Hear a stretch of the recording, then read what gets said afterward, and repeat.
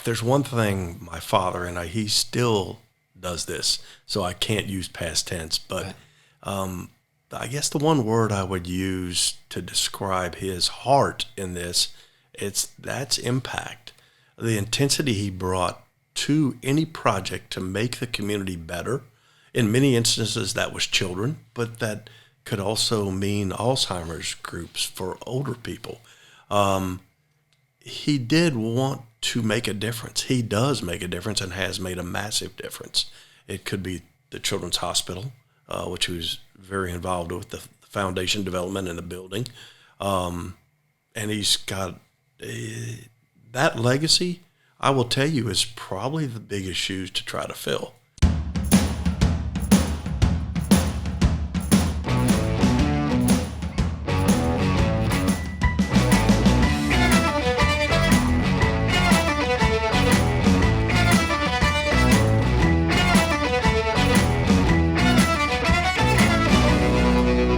We would like to thank our title sponsor, B1 Bank. B1 Bank knows that entrepreneurs like you are always thinking one step ahead. So you need banking solutions that can keep up. It begins with lending. Does your business need working capital or financing for new equipment? How about a real estate or a construction loan? Good news, the B1 lending team is ready to learn your goals and help you find the best lending option available. Now let's talk about uncomplicating your daily cash flow. B1 offers a full array of treasury management services that let you collect funds faster, pay funds more efficiently, and access your information with powerful online tools. Most importantly, B1 understands the value of working with local nonprofits to build a stronger community. They believe in giving back through hands-on involvement with their B1 Community Outreach Program because it's simply the right thing to do. B1 Bank. Be uncomplicated. To learn more, visit b1bank.com. Equal housing lender, member FDIC.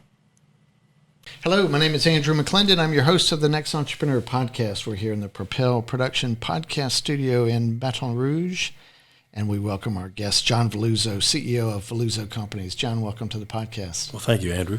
I'm very glad you're here. You know, in these parts, the Valluzzo name is synonymous with McDonald's franchising. So if you'll tell us about Valluzzo Companies and where you guys are today, size-wise, location. Certainly. We, as Andrew said, we run McDonald's restaurants, and we have restaurants from down near Metairie, and even south into Luling, Louisiana, and then all the way up just east of Huntsville, Alabama, in Gunnersville. So we don't have every restaurant in that swath, but we cover a pretty good territory between here and that northeast And how corner. many stores is that? It's a total of 80 restaurants. 80 restaurants, that's a lot. How does that fit in with the bigger players in the McDonald's? To my understanding, currently we're the second largest franchisee in the country. My goodness, really? That So puts it in perspective, huh? It really does. And how many employees do you have? We have right at 3,200 employees. That is amazing. That's a lot of ink. It is a lot of ink. So you're third generation. I am. Right, and you now have your sons working under you, fourth generation, and fifth generation's not too far off. Right. I've got 11 of those right already in the queue, so we will see what happens. Goodness, wow. So tell us then, the Valluzzo family's just had this amazing legacy in business, but tell us how it all started. Certainly. My grandfather, Rocco, who was actually Dr. Valluzzo, who was an oral surgeon who started in Battle Creek, Michigan, learned a little bit about the McDonald's business from a neighbor. So from there, he decided to close his dental practice, and he opted right into an entrepreneurial venture, which he actually knew little about, but took a real leap of faith in the very early 60s and moved to Tuscaloosa, Alabama. Now, this is all brand new. The McDonald's concept was really, really new at this time, right? There were probably less than 75 McDonald's in the country. So he actually had a neighbor who was making the syrup for the shake machines. Really? For any of the people who've watched what Ray Kroc originally did, his job was to sell what they called multi-mixers for a company called Prince Castle. So these were the mixers that you would actually hand make the shakes on. So my grandfather's neighbor manufactured the syrup, again, Battle Creek, Michigan, the corn, a lot of corn sweetener, and he told my grandfather about the business. So was he selling that product to Ray? He was selling it directly to McDonald's, yes. To McDonald's, I see. Yes. That is, so it was so compelling that he was ready to wind up his career in dentistry and oral surgery and retire and use a hamburger stand at the time to retire on. And obviously it moved quickly from a retirement plan to a growth plan. So where was his first store? His first restaurant was in Tuscaloosa, Alabama. Okay. Approximately 1961. 1961. And then your father, Charlie. Right. Got into it, right? Right. He did. After college, he went to work for an insurance company for a while, then had an opportunity to open a McDonald's in Joplin, Missouri. So he moved there in 1962. The two of them came together in Baton Rouge in about 1964-65. To open their first store here. And how did they pick Baton Rouge? Actually, my grandfather had gone back to Ray Kroc and said, hey, we would like to see what other opportunities were available city size-wise, because at the time, Tuscaloosa was very small. I see. Baton Rouge was a much greater growing area. And I with believe Exxon and right early on with Esso at the time, Standard Oil, et cetera. Right. So they actually, my grandfather opened two here before my dad came. Soon after that, they opened a third, and then it was getting to be a bit more than my grandfather was. Quite frankly, he had the resources to handle. That's when my dad said, "Okay, if you've got three, about to open four, I'll come down there and work with you because I've still got a single restaurant in Joplin." Right. Now, did he dispose of that? Did he sell that? He did. Yeah. Both of them sold the restaurants. So they're franchises, and then focused on Baton Rouge. So I was curious about. Now, it's obvious that both your grandfather initially was focused on growth, right? He knew, it's a great product, but you want to be in a city that has some growth potential. Right. So I was kind of curious early on was McDonald's as an organization aggressive in pushing out to their franchisees, come on guys, let's roll, let's keep growing, or was it the Valuzzos maybe leading that charge and saying, hey, give us some more opportunities, or a mixture of both? I think it's a mixture of both. Yeah. I think early on, I don't think many of the early franchisees were doing financially that well. So they started growing, but it was at a pretty deliberate pace. If you think of the time period, they didn't open their fifth restaurant till 1969 here. So imagine the population of Baton Rouge, 5 McDonald's. Fast forward to 1979, there may have been 12 here. So it wasn't this massive growth period in that 20-year window. Percentage-wise, it was huge growth, but it was very deliberate growth on McDonald's part. If you think of what a burger cost back then, it's like 15 cents or whatever it was. I was just thinking, if you dropped a penny out of the register and you could, that's like, 8% of your, your revenues right there. It's just it's fascinating to think how pricing has changed over that time, and dramatically. A lot of people will walk over a penny now, right? So, John, explain to us how the franchise system works, particularly for McDonald's. And I know franchising can be, packaged a lot of different ways, but what are the fundamentals of that?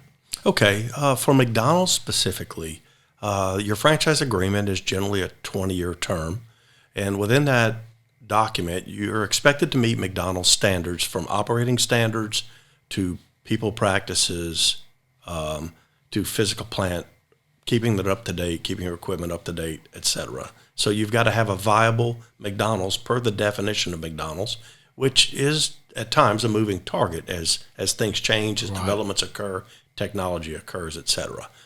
So that's the agreement we agreed to with McDonald's. In the case of what a franchisee of McDonald's has, McDonald's owns or leases the property. They generally own the building in every case. So what we pay in what's called rent is based on the investment of McDonald's. It's just an investment-based rent chart that changes over time. It's modified for inflation because what may have cost $200,000 10 years ago was very different today. From there, we pay a couple of other fees. We've got a national advertising fee. Right. We've got a service fee that pays for the personnel that come in and help us develop people. They help grade us. They help develop our organization. So that's part of their service fee. So there are three components to what we pay. Yeah, it makes a whole lot of sense when you think about how, McDonald's has been able to grow to so many locations, across the world now. And, one of the biggest expenses would be a land and building. But if they can control that, then it's going to make it, easier for a franchisee to expand if they're not having to, put down 20% of the expense for that each location. So that makes a whole lot of sense, and I can see where that would, like I said, fuel growth. Right. If I could interrupt you one time, it also presents an interesting, really positive benefit on the corporate side. If you think about it, they may have had land that has been purchased for now 60 years. Yeah. So they've had a fixed cost in a site that again, we pay percentage rents, not a fixed dollar amount. Right. So it's been from both a corporate and a shareholder standpoint, McDonald's is really seen in many eyes as a real estate company. Right. And at one point, I believe they owned, and they probably definitely do now, more real estate than even the Catholic Church. Wow. So it's their real estate arm, which was what one of the very early CFOs saw it as. Right. So they're both a restaurant company, but they have a tremendous real estate holding. So they can bundle all that up and refi locations that are paid for and then help grow. And so right. that's which can become, fairly sophisticated versus maybe someone new to the McDonald's franchising they're going to have to build up wealth in order to go into the sector if they had to buy land and buildings. So right. I can see where that was a great model to fuel growth. But let's back up a little bit. I wanted to turn this towards you more, and I know you grew up in Baton Rouge, Catholic high graduate like myself, and then you went off to college in Western Michigan. I did. And how did you select there? Well, actually, I was born in Battle Creek, just around the corner from there. So my parents had both attended Western Michigan, so I opted for a long haul of about 1,000 miles and went back there to get my education, and had a wonderful experience at that university. Yeah, that's a Hathorne College of Business? Yes. And then you came back home after college I did. To get right into the family business, right?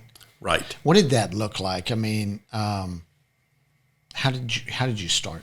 Okay. Explain your journey through that. Actually, at the time, my dad asked me to come back for 2 years. I'd had an intention of continuing my education, either with an MBA or going to law school. So he said, hey, we're going to have a growth opportunity. Would you consider giving me 2 years? So that was 1982. They opened, they had about a 7-year span since they'd opened a new restaurant. So They opened the 13th restaurant that they owned in 1982. So again, that period of growth was just another explosion of growth was about to occur. So they opened, in the next 3 years, probably 6 or 8 restaurants. So the organization exploded a bit. Yeah, that's a big growth. And so that 2 years tended to be a blink, and the next thing I know is it's probably been 10. And, the thoughts of additional education had gone by because we were growing, we were doing You were earning your MBA on the spot, right? Right. So did you spend time behind the line? Are you flipping burgers initially, learning it from the ground up? How did that work? Totally. From the time I was 15 years old, every energy that I was directed to from both my dad and my grandfather was to know the fundamentals of the business. Yeah. And literally, I mean, it from being in there at closing up a restaurant at 2 a.m. on a weekend, even during the school year, to being there at 3:30, 4 a.m. to open one up. So every facet of the operation, I was ingrained with very deeply, and it was there was nothing negative about that. You literally grew up doing everything in the business there was to do. Yeah. Yeah, it's interesting when I look back on that time in the 70s and early 80s where McDonald's was, for me, just part of the social fabric. I mean, you went to McDonald's on the weekend. That's where you hung out in the parking lot. Right. And in fact, that is where I first saw my to-be wife. And walking, her family was from Baton Rouge. They went to Houston and relocated back to Baton Rouge. And so she was just back in town, and she was the new girl in town. And I remember seeing her going, oh my goodness, that's the most beautiful girl I've ever seen at the McDonald's on Sharp and Florida. Right. So sweet spot in my heart for that location, which is no more, I believe. Right. They actually moved it down to Maryland. Yeah, yeah. Talk about once you started talking about your growth, and at that time the company was called McBR, or how'd y'all name that? Well, it was called McBR Management, a corporate name that really covered the management company that ran the restaurants. Each restaurant had an individual name, but that was the company formed probably in the late 60s with my grandfather, a couple of my uncles, my grandmother, and my parents. Okay, and so at some point you're building up the organization. Now there's an opportunity where you guys actually develop your own distribution center, right? Right. And but that was just for your stores? That's correct. And so what quantity of stores did you have to get up to justify your own distribution center? That's a great question. At the time, we were actually distributing a lot of individual components to ourselves. We had some off-site freezers, but we weren't doing wholesale distribution. It may have been things like French fries and meat, high volume items that we could just gain some economies from by buying in bulk. Right. So my brother-in-law at the time, Firma Dioka, actually worked at the bank, and my dad brought a proposal to him. He was married, ultimately became my brother-in-law, but brought the proposal to him to open up a distribution center. At the time, we had between 20 and 22 restaurants. It's probably, and maybe 86 is when they started the concept. They put that concept into fruition on Choctaw and built the building in 1988 and were fully functioning. And at the time, we had 22 restaurants. And that entity was there and operating for nearly 30 years. And I will tell you, it was the top performing distribution center in McDonald's system. There are very stringent guidelines and grading processes that occur, and it was my brother-in-law who ran and owned that did a fabulous job. So how do you work it when you have expanded your reach geographically? You're in, like you said, North Alabama and Mississippi. How do you still distribute to those locations? No, we don't. They close that center in approximately 15. Okay. I'm doing that from memory. At the time, as we're growing our restaurant footprint, if we're growing a patch of 4, it may not make logistic sense to distribute out of Baton Rouge, Louisiana. Right. In fact, in our furthest northeast point, we are distributed to out of Tennessee because it's the closest distribution center. So now we use the network that McDonald's has available to us. And in our case, it's a company called Martin Brower, who happens to be based in Chicago, but we are distributed by 3 different facilities they operate right now. Yeah. So, you've got the hamburger business, right? But there's everything that goes with running that business, and that's what's happening at the management company level. I mean, you've got finance and marketing and risk management and human resources. You're going through in your time and learning every aspect of that side of the business. Absolutely, and I would say, very few generations, I think, get the opportunity to be given the latitude early for both the learning and the application, and then the responsibility. And that was probably the trio of events that led to us being as successful as a company as we are. Yeah, very good. This leads up to you having learned all aspects of the business and then being named president of the company. That was in 2001. Yes. At the age of about 40. And when you took over, how many stores did you guys have? In 2000, about 29 to 30. Okay. And it may have been it may have been 35 at the time. Okay. But it's been it's been 20 years ago. 20. But I would say closer to 35 at the time. So at that point, the ball's in your court, right? I mean, you're the president, and now how did that work as far as plans for leadership? Your father's still engaged in the business at that time, very engaged, and 100%. And my dad was very young at that time. My dad, at that time in history, my dad is 20 years older than me, so we're fairly close in age, and I've got a brother, by the way, 20 years younger than me. So that's quite a span. But no, he was very engaged in the business, yet gave a lot of latitude out to take care of the part of the business that I was responsible for. When you came in, when you had earned that position, do you remember having I got big plans? We going places with this. I did have goals. Yes, I did. None of which that I foresaw where we've ended today. Really? It was good to have a vision, but again, when you're at that point in time, and the average operator at that time had 3 restaurants, and we had 35. It was hard to envision something different because we are controlled to a great degree by McDonald's Corporation. Right.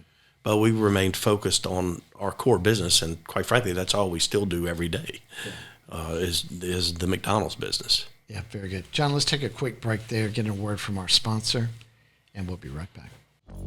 We would like to thank MBD Automation for their support of the NXT Entrepreneur Podcast. MBD Automation is a mechanical install contractor with a program-centric focus. So what do these guys do? They install conveyor systems, VRCs, platforms, singulators, sorters, and all sorts of other types of automated equipment. Who do they work for? They work for systems integrators, manufacturers, and end users in fulfillment centers, airports, mail processing facilities, and projects in the defense industry. MBD Automation works for numerous Fortune 500 companies across the United States and has a list of international clients that they perform work for in the U.S. as well. If MBD Automation can help you on your next project, you can find them online at mbdautomation.com. And we're back with John Valluzzo, CEO of Valluzzo Companies. So, John, you're president at this point in the story, and you guys keep growing. At that time, how were you growing? Was it all organic? For that period of time, from 2001 till about 2010, we were growing with a combination of both organic and then acquisition growth. Okay. That's when we started our efforts towards some acquisition growth. Okay, and acquisitions is a guy who's got, 2, 3, 4 stores, and he's ready to check out. Correct. And you're picking up his right his stores, and so that's pretty appealing to someone like myself, where you really get some I mean, it's up and running. You're going right into revenue stream and cash flow versus that startup cost of any business, even if you've done it 80 times, you've still got that startup. You got to get. You effectively are walking into employees that are in place, doing their jobs, right? Around 2010, your family kind of bifurcated the business and with one track that you're running with you and your two sons, right? Right. Nicholas and Michael. And tell us a little bit about that point in your family history. In the period of 2008 to 2010, we had grown to a restaurant count of about 58. We also had a lot of family in the business and a lot of franchisees. So, I had two brothers, and at one point I'd had three brothers in the business with me and my dad. Prior to that, I'd actually had two uncles in the business as well. So we've got both a history of growing together and then people expanding out to different geographies. So that's ultimately when we'd gotten as big as we had, McDonald's.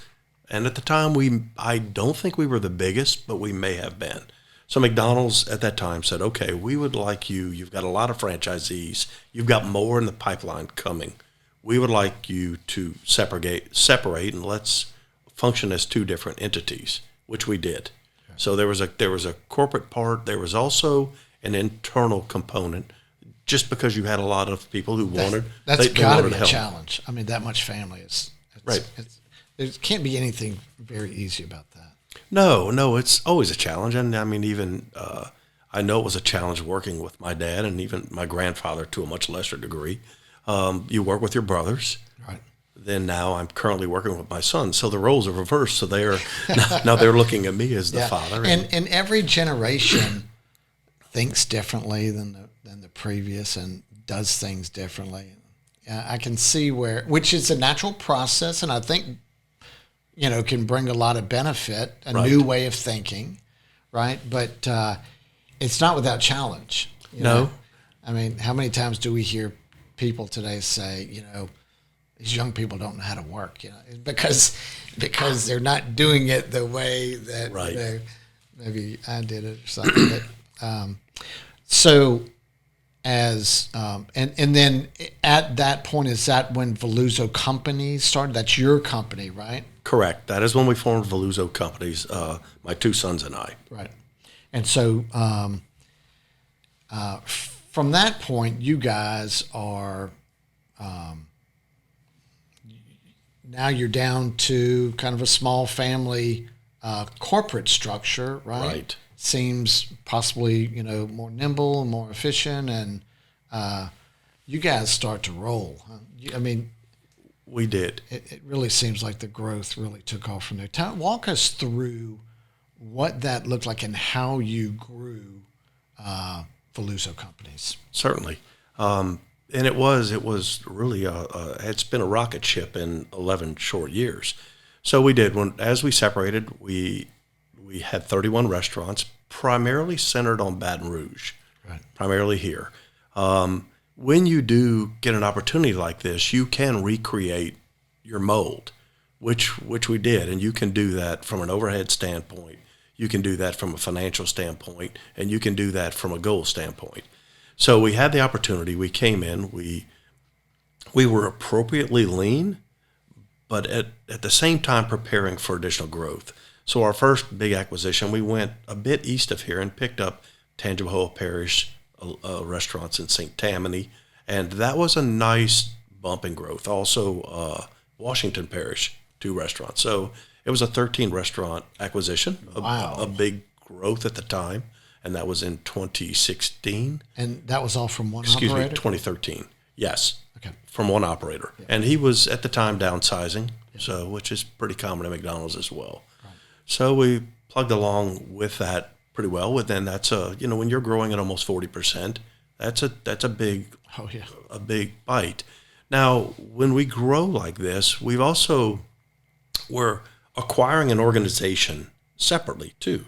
So we've got an integration that occurs, but we also get a lot of really good people that who were operating those restaurants to begin with. Right, because that entity has their own management company for that many stores. So correct. So we've got resources on the human resource side. We're picking up the restaurants with at the time a predictable sales stream, revenue stream. So you integrate, you improve, you put some systems in place that you may have that are a little bit unique, and then you stabilize, and then you prepare for the next level of growth within that group that you've just taken over. The entire time, McDonald's keeps a pretty close eye on you as you've grown. Right. They monitor your performance as you acquire. So from there, we that was in 2013. We've gone a little further. Occasionally, McDonald's will call us and ask us to go look at a package that somebody may be retiring, somebody may be downsizing for a reason. So that occurred in both Jackson, Mississippi, and in Metairie and parts of St. Charles Parish. So we were contacted to consider both of those at different times, one in 2016, the one in Louisiana, and then 2018, the one in Jackson, Mississippi. So we grew those two different corridors. One was a 5-restaurant acquisition, one was 7. Fast forward another year, and again, we're doing a pretty good job growing. I get contacted by a friend of mine who was further north yet in Tupelo. And thank goodness for us, I've got 2 sons in the business who are willing to be on the road and do what it takes to grow businesses. Because in our business, it's not a business you run from a desk. This is it's a very hands-on, high-touch. You talked about the penny; it's still a penny business. So you've got to, our margins are very small. So we've got to work very hard to make sure. A lot of hours. Yeah, I mean, just the hours that you're open for business. Yes, 18 to 24 hours in every site, and again, it's a perpetual business. So that grew. That opportunity of growth occurred. Then we had a real interesting surprise. We get another call from the corporation, and they said, "Hey, there is a group of 15 restaurants in Birmingham, Alabama, that we think you could perform well with your organization." So in that instance, again, a bit further from a geography standpoint, a bit bigger. So we took quite a different approach in this growth. In this case, I relocated one of my sons who wanted to get that opportunity, both for a bit of independence, yet be in the same entity. It's a great city. Yeah, it really is. It's a nice place. So we went over there in 2019, August of 2019, and took over some restaurants there. 15? 15. That's a big pop. It is. Now, he had organizational support. We sent some key people who have moved there, and aside from the football, love every bit of it, but they've done quite well, and they've had great growth opportunities personally as well to get out and expand. I mean, John, that's just phenomenal growth. So all of that has been through acquisitions over the last 10 or 11 years. So you've taken it from the 30 to 35 or to 80. That's just amazing growth. It strikes me when I think about expansions like that, and you talk about integration. Whenever you're talking about integration, you're always concerned about culture, right? So there's the McDonald's culture, right, which is rock solid, but then you have, in this instance, the Valluzzo Companies culture of how you manage your business, how you treat your employees. So I see there being 2 cultures for you to manage. And in an acquisition, everyone may be on the same page about the McDonald's culture, certainly should be, but you've got to bring the Valluzzo culture into play, but still manage both. And I was just curious what you may be so used to it, having done it for so long, but it seems to be something that you really have to manage aggressively to be as successful as you guys have been. You do. And I will tell you, if I learned one thing, it's your actions speak far louder than your words. Right. So what we discuss with people the very first time we meet anyone that we're going to become the franchisee of their restaurant, we lay out a set of guidelines about us as a company. Here's what you can expect from us. Now, we also know we're there to learn them, that they run the restaurants that are there. They're going to teach us as much as we're going to teach them. And then through your actions, through your managerial strategies, you apply principles and drive results following the same principles. I will tell you, we've probably got a retention rate north of 85%. Wow. As we go in and have acquisitions where we're having new restaurant managers sign on to work with us, and then even the mid-management levels above, supervision, et cetera. We've got an 85% retention rate. And most people, quite frankly, we have found, they want to be led properly. They want to be in a group that's consistent. They want to know what to expect from day to day, which is what we deliver. We're consistent with both expectations, with goals, and with what we do as well. We manage by the golden rule: just treat and talk to people like you want to be talked to and treated. Now, retention at the line worker level is in the industry is typically a different story. But I know that you guys have some perks that make it an attractive proposition for your employees. Talk briefly about what Certainly. that looks like. We've got some great perks, actually, Andrew. I want to start with a big one. Everybody wants to know about pay. Yeah. We offer a very competitive pay rate. And in today's economic world, we're 25% higher in pay than we were prior to COVID. Part of that's out of necessity, but it's a reality of the business today. So that pay has gone up. There's frequently talk about minimum wage changes. I think the supply-demand part of the equation has taken care of that. We've got some other great benefits we provide. We've got a 401k for every level in our organization. And it's a great benefit that a lot of people take advantage of. We offer something called Archways to Opportunities, which is a college scholarship program. It can also be handled through a GED completion process. And for people who may need bilingual support, there are opportunities in that as well. So that's all. We do that in partnership with the corporation. We've been in the scholarship arena for a long time, well before the corporation came in as partners. We've been giving scholarships out to the universities where we operate to our employees for a long time. Your father was a big supporter of Special Olympics, and along with many other things, which we'll talk about in a minute. But I think McDonald's and the Valluzzo family have been good about giving work opportunities to certain individuals with special needs, and I know that's greatly appreciated. And there's a story I wanted to share of a friend whose son with autism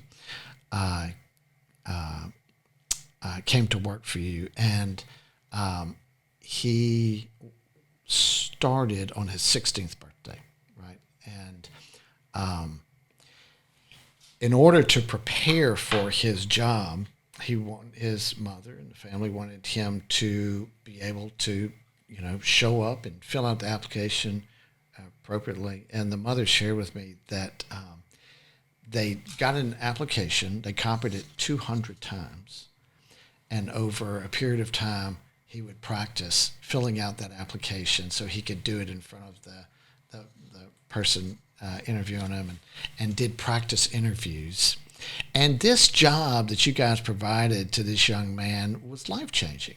It was absolutely life-changing. He worked there for 8 years. And I love that story, and I love the fact that your family takes the lead in that. And I just want to tell you I appreciate that. That's cool. Oh, thank you. Yeah. Your father was just a titan in the philanthropic field, was very generous in the support that he spread across the community. And I think that's one of the backbones of the Valluzzo family enterprises. Is talk to us about that, and when you reflect and when you think back on your father and what you witnessed him do in his leadership role, how that makes you feel, how the way in which he supported the community. Well, first of all, to use the term Titan is dead in the middle of the target. Yeah. If there's one thing my father, and he still does this, so I can't use past tense, but right. I guess the one word I would use to describe his heart in this, that's impact. The intensity he brought to any project to make the community better. In many instances, that was children, but that could also mean Alzheimer's groups for older people. He did want to make a difference. He does make a difference and has made a massive difference. It could be the Children's Hospital, which he was very involved with, the foundation development and the building. And he's got that legacy, I will tell you, is probably the biggest shoes to try to fill. But it's, he clearly, throughout his life, has made this community a much better place for people to live. He really has, and I'm proud to be his son. And at the same time, I stand back awed, knowing what we do all day, and this job is we're in a very demanding industry. So he never lessened the intensity of the industry performance on this. And he's laid a very clear and foundational path on what the expectations are. And I will tell you, he talks to his grandchildren about that as well. And so it's not just about writing checks, right? It's about time. And he was involved with so many things and put in so much time. It's just, that's what makes a man great. It's what makes a company great.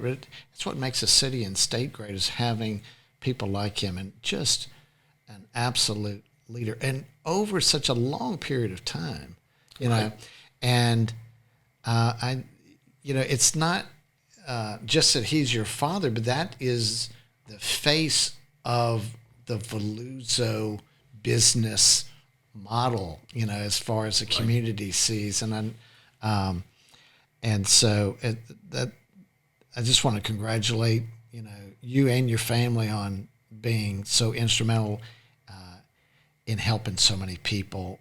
And I also want to acknowledge that I know your mother had passed recently. Yes, she had. And I was sorry to learn that, but I was really happy to see how the Louisiana legislature had acknowledged her support of the community and of the state. And I thought that was just very well done.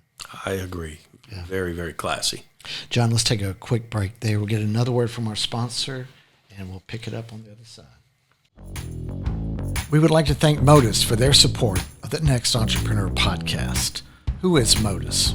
Modus is a facility services company that works in the e-commerce fulfillment industry across the United States. What do? They like to say they take it from the conveyor to the dock door. Well, what does that mean? It means that they're building the pick stations with the cable management. They're installing guardrails and bollards. They're putting down floor marking. They're putting up aerial signage. These guys build fencing systems, shelving systems, and racking systems. They also do rack recovery for when there's rack failures. They also install dock levelers and dock doors. Modus also installs ASRS systems, which is automated storage and retrieval systems, as well as other robotics projects. They've worked for the largest e-commerce retailers in the world, and they can work for you. If you need to find Modus, you can reach them online at modusmoves.com.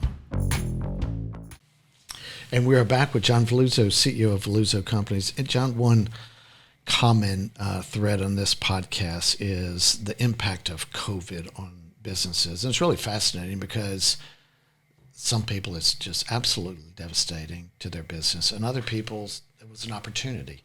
But I know from having read enough that in the fast food industry, it was tough. Tell us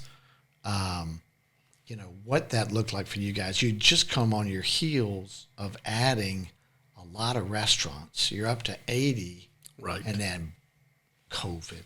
Tell us what those initial days and weeks looked like and felt like, and then how you've dealt with it. Right. And it is, I do think it's hit everybody uniquely, and we are absolutely no exception to that. But you're exactly right. We had just grown, right. And with growth comes debt. So being in my position, when businesses shut down in that March period, I mean, it was a very, very financially scary period. We really did not know what we were going to do.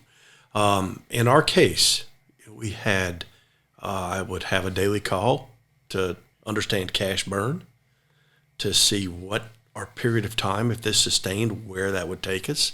I knew what levers we were going to have to pull at what point in time with what we did. I'm very proud to say throughout the entire period, we laid off 2 people. Wow. 2 people. We absorbed everything else. Our people are incredibly loyal to us, and we were going to stay very loyal to everyone else. Then a few things really went our way, and I will tell you what they were. Number one, at the time, the president deemed restaurants with drive-thrus as, I can't remember the exact term he used, but we were considered critical and could open. Yeah. Okay, so we had a drive-thru. We took, at the time, as these safety precautions were in place then, we immediately met those safety precautions and got to work. That was a saving component. It didn't change. Now, John, let me interrupt. At what point was that? How many weeks was that? Was that in the first week or 2? Probably in the first 2 weeks. Okay. And that only partially addressed the challenge. Now, we were open, but we were, everybody had hunkered down. There weren't people on the roads. Right. There just wasn't traffic. There wasn't flow. People were scared to come to work. So we were deemed a necessary business. Essential? Essential business. Yeah, that's it. That was the word he used, essential business. And, in many communities, we're the best value play for a quick meal that people can have. Right. So that was at a point in time, a pretty critical designation, I would call it at the time. Soon after that, when, again, a government program, the PPP, which a lot of people have spoken about, came about, we applied for that even with chaotically changing rules throughout a process that was very, very intense bureaucratically to meet. It was a program and truly a gift and a lifeline to our business. So it addressed that issue of a cash burn, which had gotten protracted out a little bit more with the essential business. But the PPP really took us over the edge. Yeah. Now, nobody knew what the application was going to be from an accounting and a tax standpoint, et cetera. Right. Those were all moving targets, but we did know it basically saved us, allowed us to keep everyone working, and we moved forward with that. And I've said this on this podcast before, but to me and my impact with PPP, with my business, it was one of the most efficient and well-directed government assistance programs that I've ever seen. A lot of them may come with a lot of waste, and I'm sure there was with PPP, but you just confirmed what my experience was. It was a life-saving road, which it needed to happen. It right. Absolutely needed to happen, or it would have been devastating. The situation economically would have been so much worse. Well, if you think of the ripple of each of the elements that come out of that, it could be the pay for your employees, which then, ultimately turn out to gross domestic product, right, as they're purchasing goods, et cetera. Yeah. The ripple effect of this, again, the concept, the application, to your point, it was exactly, it worked as intended. Yep. Certainly there were some challenges with it, but, it worked as intended. And quite frankly, it probably saved the economy. Right. If I could think of just one thing. Now, but there was this other thing that was going on in which employees were given benefits that were very generous. I mean, from the perspective of, the government handing out money. And I'm not saying they weren't warranted, but so for workers like in fast food, it presented a bit of a challenge for owners like yourself where it was more beneficial for some of those employees to stay away from work. And it was hard to get them back. Was that your experience? Oh, it is, and it remains that way.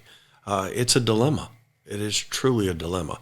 I do believe it's easing very slowly over time. Will normalcy return? I fully expect it to, but we still have that dilemma that the benefit may exceed what the going rate may be back at work. Now, I also believe there are a lot of other challenges from an employment standpoint. I think child care is a huge one. The availability of child care for many people. I think schools going off and on remote learning puts maybe a single mother in a very difficult position that there may not be caregiving capabilities if a school then opts for that. And again, I'm not judging any of that. It's just the end result of what occurs. Again, there's just a ripple effect of a decision, and we all deal with the outcomes of that. Yeah. Now, anyway. So you had drive-through only for how long? Probably a year and a half. We continue to open our lobbies as we can. McDonald's has got some formulas on infection rate that we will close our dining rooms and just keep our drive-throughs open. Very interestingly, it has allowed our business to do many things. It still limits our business. We're a business that needs both to be totally successful. Oh, yeah. Okay, the drive-through helps a great deal. It's still a large portion of our business, but we need both to work to be totally successful at what we do. But we're probably at 90% of our dining rooms open now.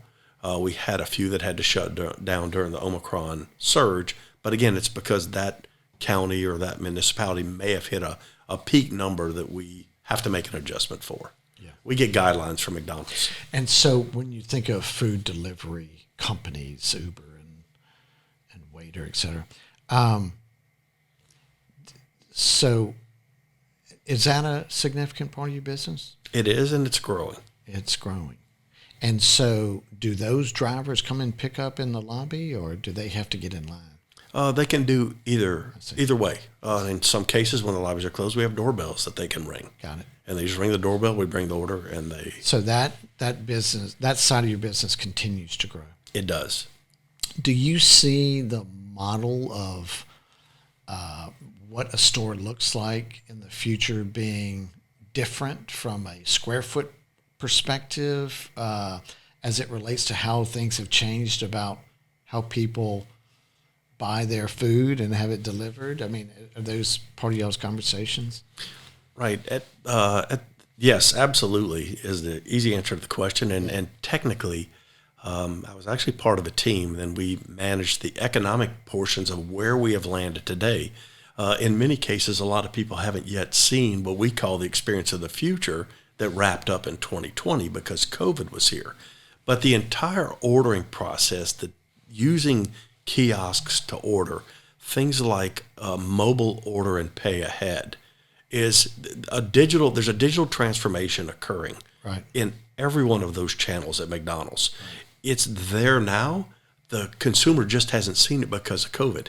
It's there. There's not a curtain in front of it, but they've just not been exposed to it. Right. So we have achieved that, and we've still probably got a few restaurants, even nationally, that have to be done. But the vast majority of them, I would say 95%, have achieved exactly what you've said. Yeah. So they've made modifications. They've accommodated for delivery. They've accommodated for digitized experience. One unintended consequence of these kiosks is now even with COVID, you can go inside and use a digital order point and then just pick up your order. So the human interaction in COVID with the mask, et cetera, we've minimized it. And again, this is an unintended consequence of what it was. Yeah. So I think there's a benefit that has been felt by McDonald's ahead of many other people. Yeah, it's so interesting to consider during the length of your career, much less that of your father's, is how much has changed. You know, I mean, it's really astounding. From menu selections and, to, things about dietary concern to, to coffee bars and, right. I mean, and then the look of some of the new stores is really, well thought out and attractive places to eat a burger, So, it's not it's nowhere close to being just doing the same thing over and over again. It seems to be really dynamic, and that's got to be pretty exciting. It is. And you, I'm 61 in this business. You work really hard to keep up with it. Yeah. And again, you mentioned earlier about the younger generation, adapting these. We're learning too all the time. Yeah. So no matter what your tenure is in this business, you're in a constant state of learning because it's moving rapidly. Yeah. As just like the consumer does and their preferences, you have to stay right with them and try to anticipate what is going to be ahead of them. Yeah, very good. A couple of questions wrapping up, John. When you think about when you took over the helm all those years ago, and I was curious, like what it felt like to you as far as earning the respect and the pride from your father and your grandfather and doing a good job. How important was that to you compared to what does that look like today, 20 years later? It was important for the validation. Okay, and it would have been more my dad. By that time, my grandfather was well out of the business. So it was a validation of all the years of effort, which is intrinsically rewarding. There's still a challenge in a family business of how quickly the reins are loosened versus how quickly you take them. So there's still that I would say pressure point of working through that. So from that standpoint, I consider myself one of the luckiest business people in the world. I was given full reign at a relatively young age, and quite frankly, not told no very many times. So that a profound impact on me as, again, intrinsically on how I've looked at what has been accomplished. Moving forward, I would say two things. The first is I've got to be very cognizant with my two sons as I develop their leadership skills to take us forward. This is a changing business. I've got to let go very deliberately and at the right time, and knowing that they're prepared for that additional load, to take that additional load. We're a much bigger company in a much different position with still the challenges of some of this pandemic. So I'm not retiring anytime soon. The second half of that challenge is making sure the team that you've built is the best team and prepared to take you into the future. Yeah. That's been a constant throughout my tenure, is identifying the talent, get them in place, nurture their development, give them the latitude to make decisions. And that has served us really, really quite well. Our average supervisor has been with us 23 years. Oh, my goodness. We even during this COVID period, we've probably only lost one restaurant store manager. And, that's amazing. In South Louisiana, we're used to chaos, right? We get plenty of hurricanes and, you get a 60, 90-day period that you've got to deal with both what's coming and then what the results are. I think we're better prepared here than most for even the chaos of COVID. The difference is it's been a constant. So, Ida last year was not a lot of fun adding on top of the constant, but again, you do what you need to do to survive, to get back on track with where you're going to take your business. You mentioned Ida and on that conversation of COVID, we talked about all the challenges that you had to face as a business owner. But at the same time, you guys, in true Valluzzo fashion, were still reaching out and helping community. Help us understand what you guys did. Early on in the pandemic, we made an internal decision to start feeding the first responders and the healthcare workers free meals. We knew the pressure points they were under. We knew the chaos they were operating under. And we figured if we could give them one little glimpse of a little normalcy on us, it may just take a whisker of the pressure off. So we started that very early. We actually challenged other operators as far away as Houston and Atlanta to do the same. And so we were challenging them just to please go out, help your community. I think McDonald's Corporation picked up on some of what we were doing, and they came at this with a national program. So in a 3-week period, once they started advertising it nationally, we gave away 76,000 meals, just us, to first responders and healthcare workers. So, and again, is it a little thing? Sure. I mean, we're McDonald's. We could do it, and we can take care of the people. But quite frankly, the more important thing, it was the right thing to do. Yeah. Just to try to say thank you and do so with something nice like a meal.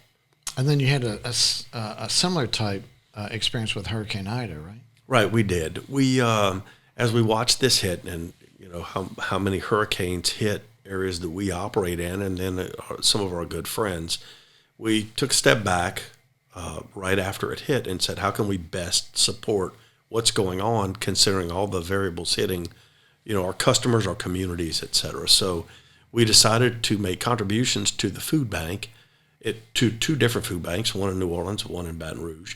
And what we became were distribution points for their prepackaged family meals. So we distributed 9,000 meals, which fed 36,000 people. At your stores? At our restaurants, yes. We had, I think, 6 distribution points. And we set up tents. We gave out the boxed family meals and the cases of water, et cetera. That's fantastic. So, but no surprise. So good work there.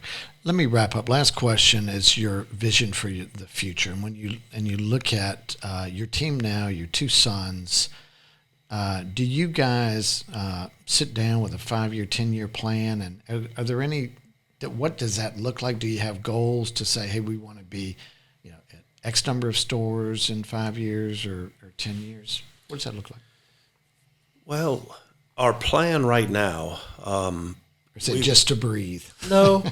We've got a very deliberate growth plan, which again is predicated on McDonald's growth plan for us. So in doing so, we know we've got to prepare ourselves from a measurement standpoint. We've got to meet the guidelines that they have set, and they've got challenging guidelines. I will not kid you, and especially in today's world, it is a challenge, but it's certainly one we're equipped. We've done it for a long time. So we do have a growth mindset with where we're going. We also want to grow our individual businesses that we've got today in the communities we're in. That, quite frankly, is our best opportunity for growth. We operate in very competitive environments in quick service food, and quite frankly, those lines are blended now who our competitors are. Because if you've got a gas station or a convenience store selling prepared foods and soft drinks, you've got quick service restaurants doing it, then you've got mid-scale restaurants kind of dropping down into the same. Then we jump up and compete in specialty coffee. So our competitive set has changed. So I would say our growth set is 2 ways. Number one, we'd like to grow our base restaurants. But again, more importantly, today, we're focusing on growing what we've got. So that is a completely different equation. The latter is a different equation. We do have goals internally with our team. Again, we talked about latitude and development. That applies to both of my sons, but also the team within. Again, they're given more latitude. They make more decisions. Quite frankly, it makes us better as Valluzzo Companies. Yeah. It really makes us what we are. So we're not resting on anything. So the minute we may have had a pause in one arena, we jump right to the next one that we're working with. John, best of luck on the execution of your plans for growth. It has been a pleasure and an honor to talk to you. I have great respect for you and your family, and continued success in all that you do, my friend. Well, thank you very much. I appreciate it. Thank you. It was a real honor to talk with John. Just to see the growth that he and his sons have experienced in the last decade is just phenomenal.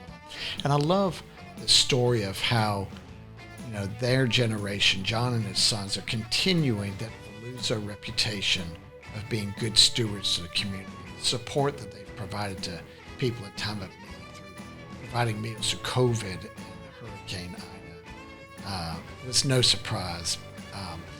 But it's also fascinating to learn how the family story, how the business grew to a point where, there was a lot of family in it. And that's where many family businesses can really struggle on how they move forward. And the Valluzzos were able to work that out successfully, and that was a great thing to see. So we really appreciate John coming in, sharing all his great stories and business wisdom. We appreciate you guys watching, and we'll catch you next time. We would like to thank our title sponsor, B1 Bank. They can be found online at b1bank.com. The Next Entrepreneur is produced by Propel Productions. You can find more information at propelyourstory.com. Don't forget to subscribe to the Next Entrepreneur Podcast and hit the bell for notifications. You can also follow us on social media. The links are in the description below.